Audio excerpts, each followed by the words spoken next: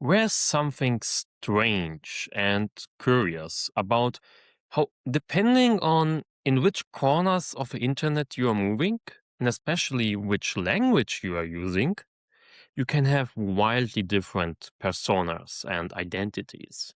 Like in the digital world, identity becomes not only like layered, but it is expressed multidimensionally and also in different spheres that often segregate along shared hobbies, interests functionally, but mostly linguistically.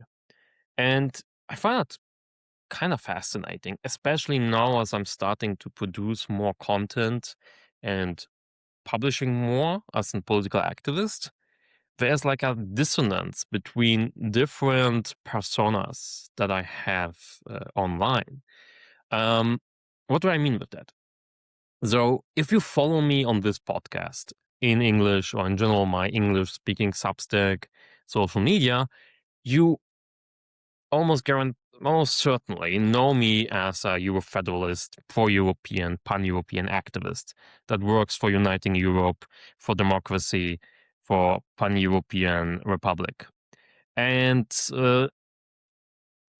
if you go to Germany or Austria, Switzerland, or if you speak German, like the German-speaking internet, you are more likely, far more likely to not know me as a political activist, but to know me as a novelist or as a literat, or someone who's doing literature in different forms. Because my political content is almost exclusively in English, and my literature is almost exclusively in German. And I have written books for way longer than I have been doing politics, especially this round. Like, I started writing short stories when I was like 4 or 5 years old because I couldn't sleep, and my mother was telling me bedtime stories, and I was like, just continue writing them. Continued basically trying to finish the plot or expand on it. And I wrote my first novel when I was 10 and started publishing when I was 15, 16. And over the years, I accumulated a lot of publications. Like, I have some of my books here. These are, these are all books I have either written myself I or have at least contributed some short stories. And they're all German. Like, here, that's one of my favorite ones. It's a short story collection. I was the main editor and I contributed 4 stories to it. I wrote with friends of mine, and it takes place in our university and has like fantasy stories that take place at the university, and was published 2, 3 years ago by Hybrid Verlag. Um, I have this short story collection where I wrote half of the stories, like humans and other strange beings. I have this is the Awakening of the Last Man, a novella I wrote when I was 17 about a world in the far future in the year 2137, where basically AI replaced all the jobs and took over the government, and humans are just basically living on welfare and doing nothing but porn and video games and dying out because they have lost the purpose. It's a very existentialist novel. I basically was 17, yeah, something like that, 16. I wrote it in 2016, so I was 17. Basically about the AI future everyone is fearing now. Yeah, that's a more cracked up novel I wrote when I was 17. Apfel Smoothie Like is about a character that knows he's in a book and he tries to get out of a book. It's a very weird one. That's a fantasy short story collection where I contributed a Lovecraftian story. This is a short story collection where I contributed a vampire story that takes place actually in Munich. This is a horror short story collection I wrote when I was 17, and that's, yeah, was illustrated by my girlfriend back then. Um, there's another short story collection where I contributed a story. There's a book I wrote in 2020, and that's also in German, The Fascist, about a pan-European fascist movement, 2020, yeah, and a war in Ukraine that turned out quite reminiscent. There's currently an English translation in the work, so this will come out. That's one of my first novel that will be available in English. Will be this one, and noir story. This one were actually this book here. It's also a short story collection. I contributed in 2018 with a science fiction story that actually won the German Fantasy Literature Prize for best short story collection of the year in fantasy. Here are some dark fantasy novels I wrote when I was 16. They are not very good. Here's a book about a nuclear war I wrote in 2021, I think, or 22. Here's some short story collections I contributed to the publishing house that was a feminist publishing house. Unfortunately, they are like, they did go out of business. There's one short story collection where I also contributed a science fiction story. There's a young adult novel I wrote when I was 18 called Crack Smoking Chicken. It's very psychedelic and surrealist. That's another horror short story collection. Yeah, and that's, I think, the most important ones. There's some minor publications, I think, some of them that are even out of print nowadays.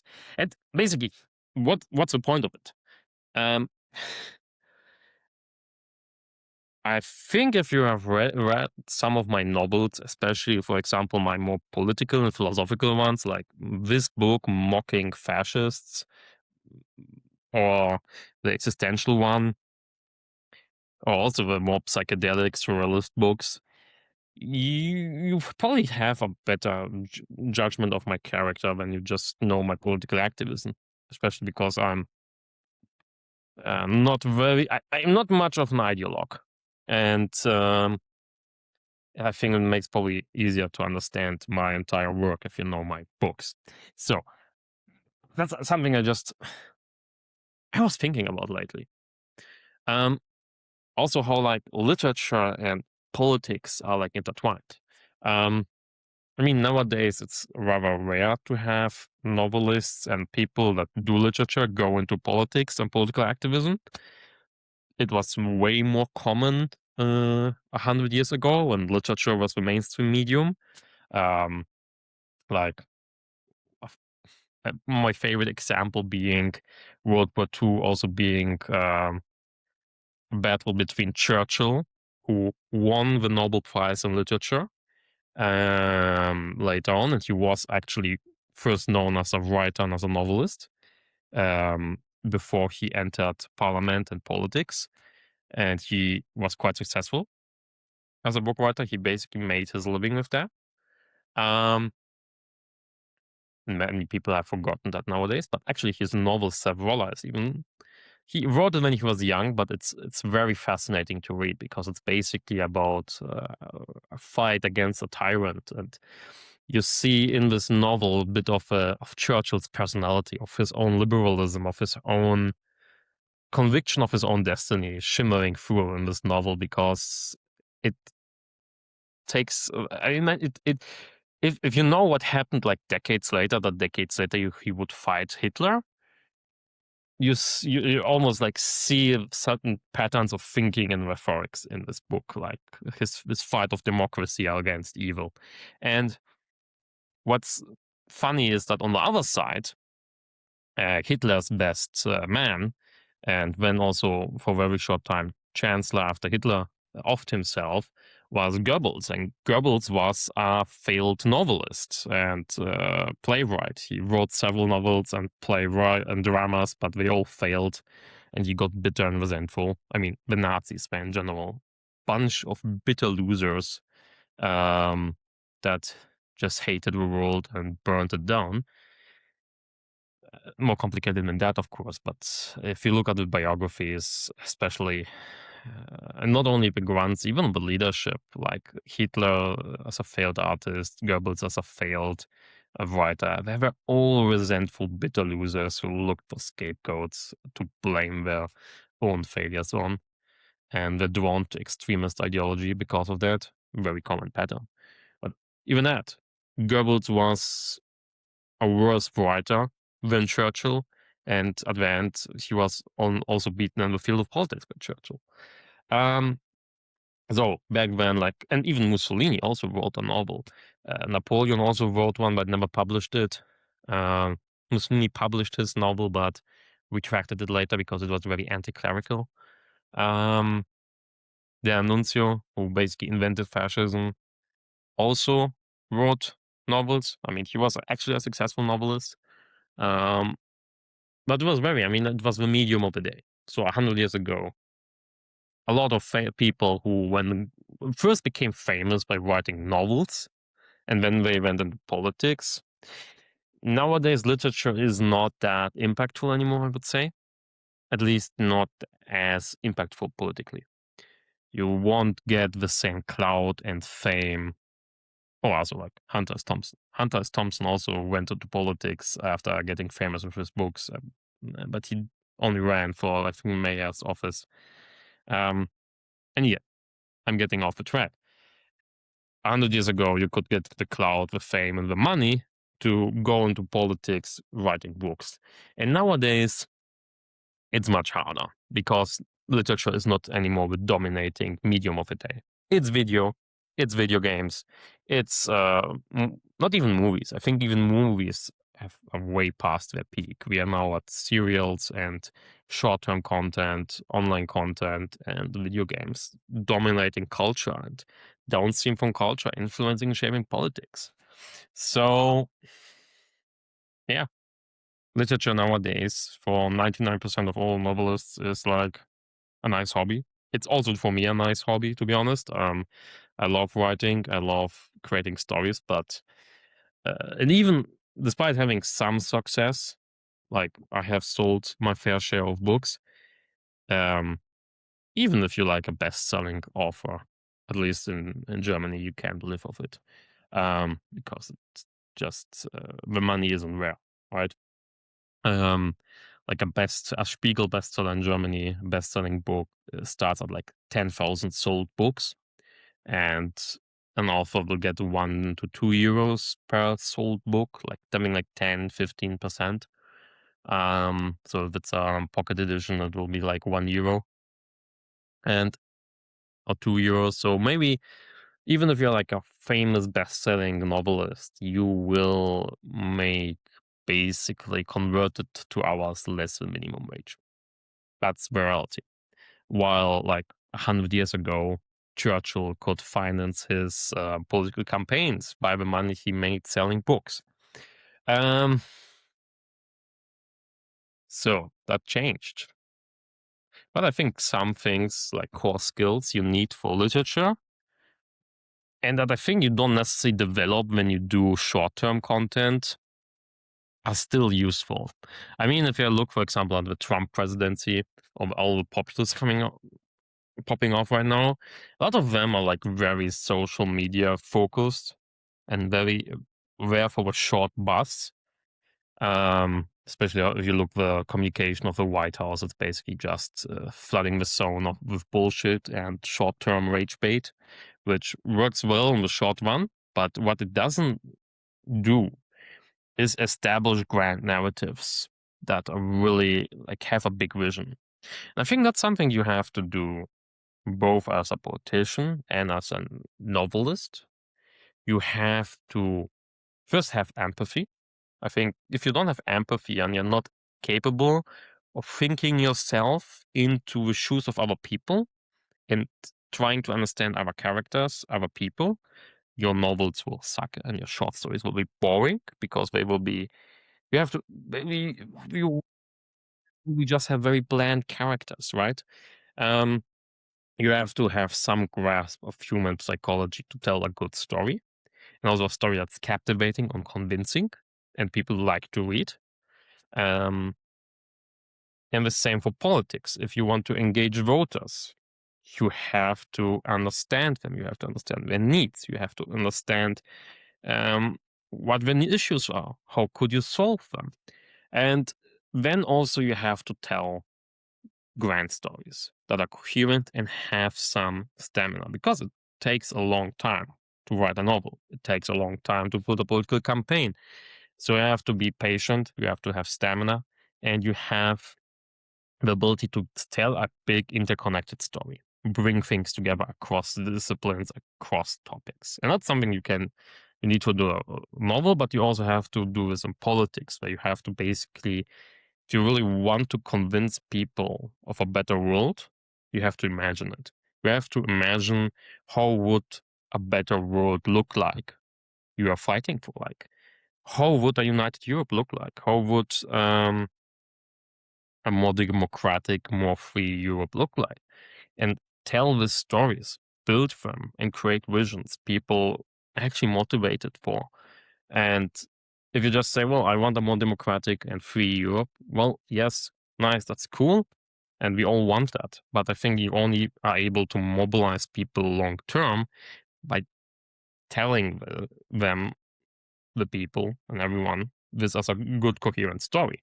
And I think that's also why ideologies are so appealing in politics and so persistent. We don't get rid of them because they are good stories. Like, look at Marxism with its class struggle. It's a good against evil tale that's very simple, follows very archetypical patterns, and is very captivating. So Marxism is, I think, very persistent, not necessarily because it's true. On empirical level, if you look at it, it isn't. A lot of the predictions derived from the theory have failed. Like the impoverishment of the working class did not happen as Marx had predicted it. People are, like, in absolute terms, 6-7 times more wealthy than they were, even the poorest ones, more wealthy than they were during Marx's time.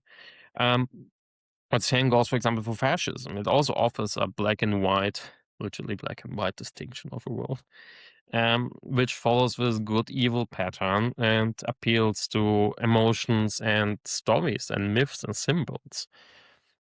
For, like, fascism is, I think, very necrophilic because it, like, fetishizes culture like a dead totem. But that's an entire different video essay. I shouldn't open up rambling up. So coming back, what was the point of this all?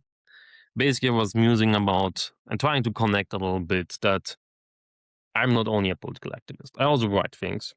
And what I want to do a little bit in this format on my channel when I'm vlogging, I will basically, on top of what I'm doing on Substack and interviews, I want to do some vlogs where I add some of my reflections on what I'm doing, rambling more, and also trying to connect my literary work a little bit better with my political work. And some promotion here, I'm now starting to publish my things also in English, so you will also have access to it. There has been one book I have actually published recently in English. One of the first is Neurons, Narratives, and Nomoi. But I think that's a book not interesting for most people because it's like a collection of my academic philosophical writings. So that's another persona I have on the internet. I have studied philosophy, finished my master thesis last year, and I have some published term papers, which have actually gathered some interest within the bubble, but it's also a very tight-knit bubble. That's a little disconnected from what I'm doing literature and politics. Despite basically both my literature and my politics rest a lot on my philosophy. And basically what this book does, it brings together, like, my philosophical writings of the last few years, where I try to stitch together biology, culture, evolution, and ontology. What does it mean to be a human? And how do actually narratives and stories connect also at the end with our laws, with our ethics. So that's for people who are more into that. But I think most of you will probably not be interested in that because it's more like very nerd. Anyway, so takeaway, literature is fun. I will talk a little bit more about it from time to time, especially as I think we should and have to build some form of European cultural hegemony, and to give you a better picture of who I am actually, not just a one-sided political activist. Yeah. And some of my books will be published in English within the coming months. So stay tuned for that, and have a nice day.